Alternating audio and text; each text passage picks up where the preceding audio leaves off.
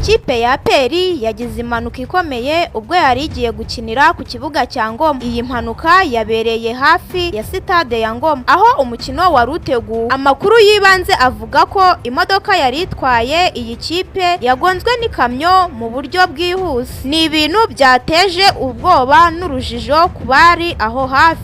Abafana bari batangiye kugera ku kibuga, bahise batabaza bagerageza no gutabara abakomeretse. Abakinnyi 7 n'umutoza nibo bakomeretse. Muri iyi mpanuka bahise bajyanwa ku bitaro bya Ngoma kugira ngo bitabweho byihuse. Nubwo hataramenyekana neza uburemere bw'ibi bikomere, haravugwa ko hari abakomeretse bikomeye kurusha abandi. Nyuma y'ibi byabaye, ubuyobozi bw'amarushanwa bwafashe icyemezo cyo gusubika umukino kugira ngo habanze kwitabwaho ubuzima bw'abakomerekeye muri iyi mpanuka. Abakunzi b'umupira w'amaguru bakomeje kugaragaza impuhwe no kwifuriza abakomeretse gukira vuba. Hari kandi n'abasaba ko hakorwa iperereza ryimbitse ku cyateye iyi mpanuka kugira ngo hafatwe ingamba no kwirinda ko byakongera kuba. Ubutumwa bukomeye busigaye nuko ubuzima bw'umuntu buruta byose. Mwari kumwe nanjye Denise, mukora subscribe kuri Rwanda News